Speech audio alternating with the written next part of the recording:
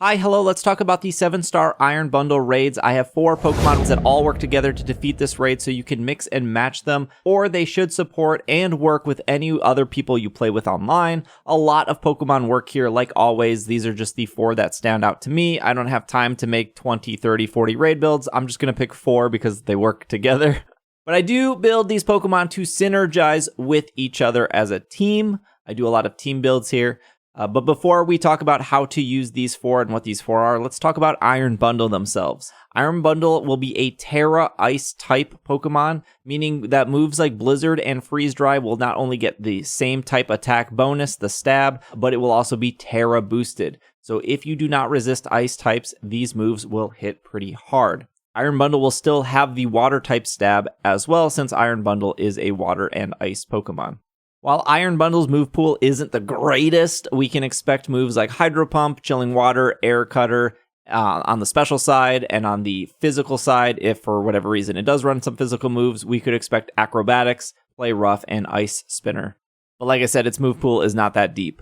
Since this raid is over Christmas, we could also expect it to have the move Present, which is a normal physical type move that can do damage, but 20% of the time, instead of doing damage, it will actually just heal you. I believe it heals you for about 25%, so it could have that. I think that would be really funny if it did. It's not really threatening to most, if not any Pokemon, but it would be very cute if it did have Present.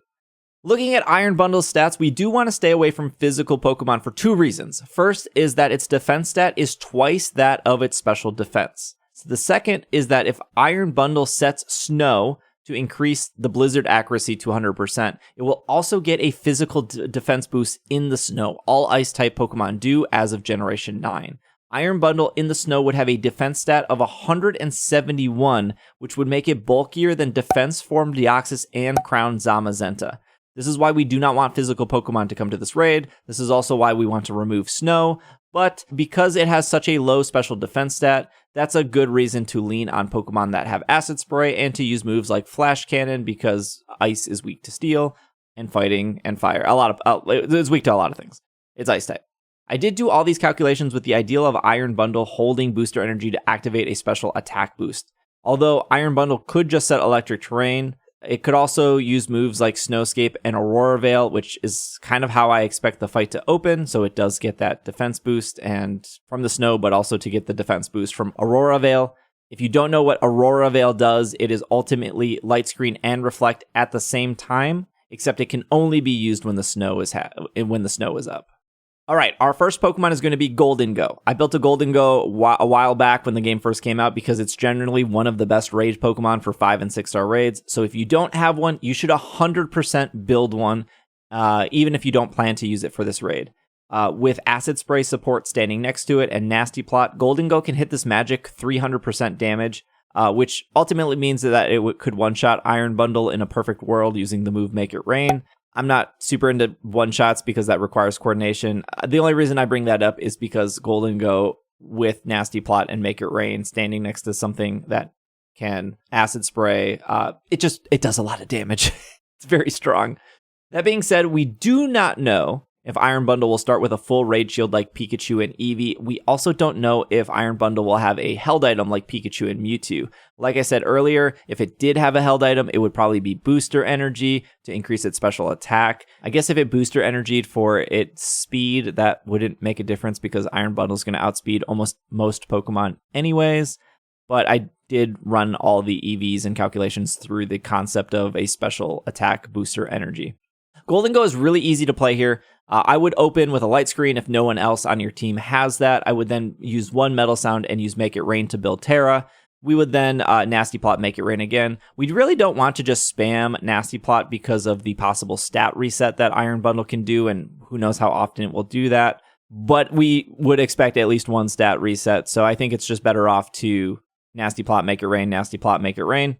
But I would say that if you have Acid Spray support standing next to you, I wouldn't even worry about the Metal Sound since it's not 100% accurate. I would just worry about getting to Tera. You're the main damage dealer here as Goldengo, so the sooner you get to Tera, the better it is for your entire team. Again, that's probably why I wouldn't do like 3 Nasty Plots, because if the shield is already up on turn 0, or if the shield goes up relatively quickly, like some of the past raids, it's just better off getting Goldengo to Tera, and then Nasty Plot and Make It Rain. Your held item is going to be Shell Bell for health recovery. EVs are just 252 HP, 196 special attack, and 60 in special defense. You could leave this after this raid is done and continue to use this Golden Go just fine in any other 5 and 6-star raids. Golden Go is just so good in both competitive and in both Tera Raid Battles. Our next Pokemon is going to be Mew. You should already have a Mew because there was a free one over the summer. I know that anytime I recommend a legendary or mythical, I get comments of like, I don't have this. If you've been watching my raid build videos, if you did the Mewtwo raid over the summer, even if you didn't do the Mewtwo raid, if you have the game in the last year, you should have a free Mew. You could also get a Mew from Let's Go Pikachu, Let's Go Eevee, or BDSP. There's been lots of ways to get Mew from Pokemon Go even. Our Mew is going to be a Sunny Day support here to, 1, shut down snow, but also to reduce the damage from any water-type moves like Hydro Pump. This will also help any of those adult Pokemon players who think Pokemon is just a kid's game, but they also just don't understand that Snowscape is going to boost Iron Bundle's defense stat, and they're going to proceed to bring their Annihilate anyways, so our Mew is going to just, be able to help them out. With Sunny Day up, we will get a boosted, super effective Flamethrower that will be near the same strength as Make It Rain. Plus, we can use Struggle Bug to reduce Iron Bundle's special attack, which will help the entire team, and we can also use Struggle Bug to build our Tera energy. We can also round this off with Acid Spray to make sure that the special attack does even more damage for our entire team because of Iron Bundle's very low special defense stat. If there are 2 Mews on your team, I would have one focus on Struggle Bug, I would have the other one focus on Acid Spray. This would also free up a move slot just in case that Iron Bundle has Aurora Veil, because then we can put Brick Break there. If there is no Aurora Veil, we don't have to worry about Brick Break, but having Brick Break on one Pokemon, whether one support Pokemon or just one Pokemon in general, will be able to break through the Aurora Veil in case Iron Bundle sets that up.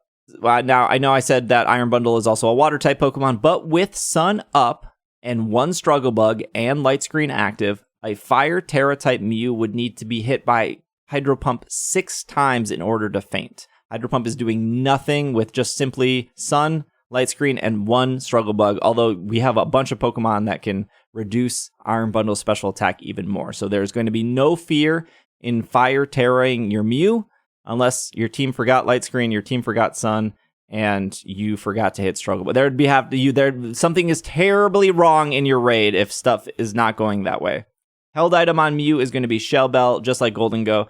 We're going to have the 252 HP, 252 special attack, 4 special defenses. Please don't Tera when you have like 100 HP left. Tera when you're healthy, because you can only Tera once.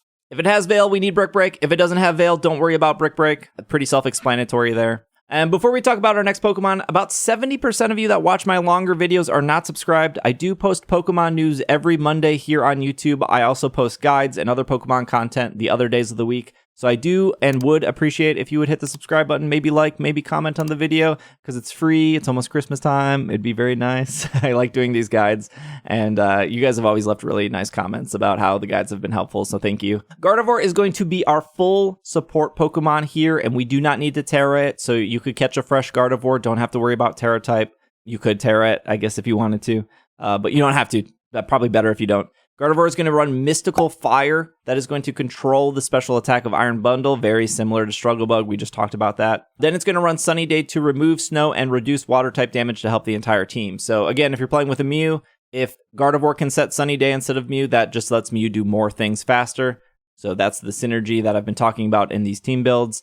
And then we have Misty Terrain here and Life Dew. We all know what Life Dew is. It's a free heal cheer, so you can use attack cheer instead of heal cheer. You get 10 of those. If you use all 10 of those, something is probably terribly wrong in your raid. But Gardevoir is going to be our healer in this raid. But Misty Terrain here. Misty Terrain is to shut down electric terrain in case Iron Bundle has that. But also Misty Terrain here is to prevent our team from getting frozen. We have Blizzard, we have Ice Beam, we have Freeze Dry. There's a lot of ways for Iron Bundle to freeze us. Now I know those moves are a 10% chance for freeze, but when a CPU uses those, it's like 90% because the CPU always cheats. We set Misty Terrain for 8 turns with the Terrain Extender. We do not have to worry about getting frozen. We can also shut down electric terrain if it's there. While most Iron Hand players don't usually run electric terrain, although they should, we don't want to set electric terrain at all. We don't want to give Iron Bundle any more special attack. Its special attack stat is already high. So Gardevoir's main job here is to shut down damage from Iron Bundle and to heal the team.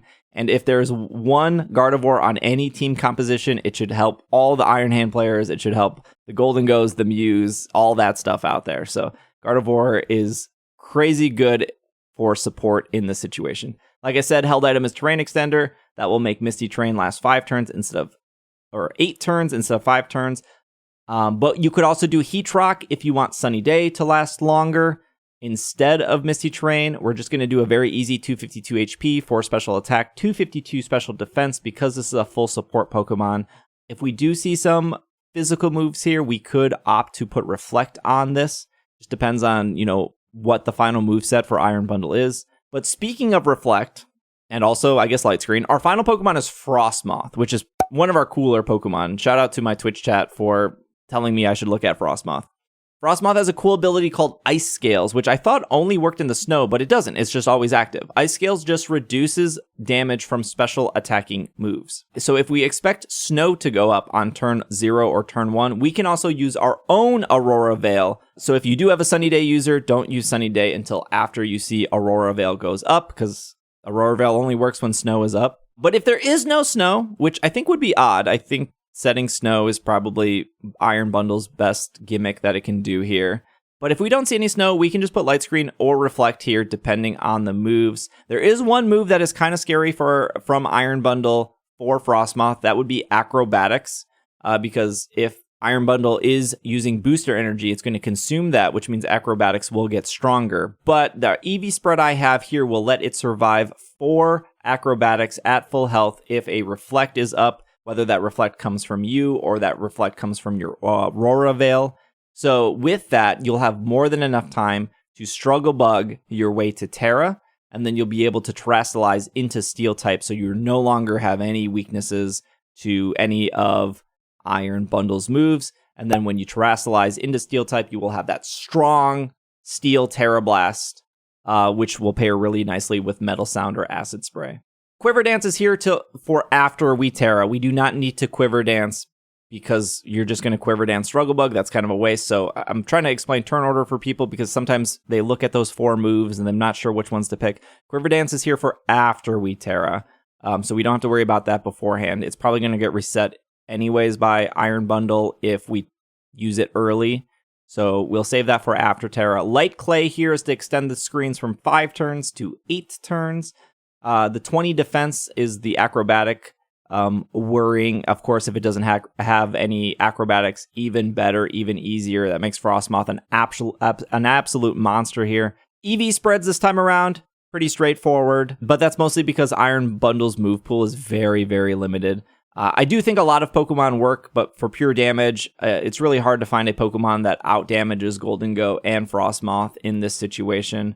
A lot of Pokemon that can do really, really well just sitting next to any Pokemon with Acid Spray support. I think Mew is probably our best Acid Spray support user, but Arceus is slightly better and would have the same exact Mew build. It's just everyone got a free Mew this summer.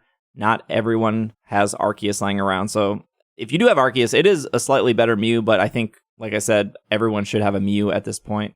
Anyways, if you need any help, feel free to jump by my Twitch streams this weekend when it goes live. I can help carry you. I know sometimes playing online with randoms is hard. If you just want to grind it out over and over to get Tera Shards or to get whatever drops, I usually grind these out to max out my vitamins and candy. And also, if you are bored or don't have any family or friends on Christmas, I will be streaming all day on Christmas. Being alone on the holidays super sucks. I can do Christmas kind of like any day of the week. But I've been alone on the holidays. It's not a great feeling. So if you don't have any family or friends or you don't have any plans on Christmas, I will be streaming on Twitch. So you can stop by, hang out. I've streamed on Twitch every year for the last 6 years for people. Yeah, you can hang out if you want to. And I don't think Delibird will be active on Christmas Day. But I believe that's when the Walking Wake and Iron Leaves raids start. So we can do those together or just hang out, do BBQs. All that stuff. So anyways, have a great weekend. I'll see you for Iron Bundle. Thanks for watching. Bye.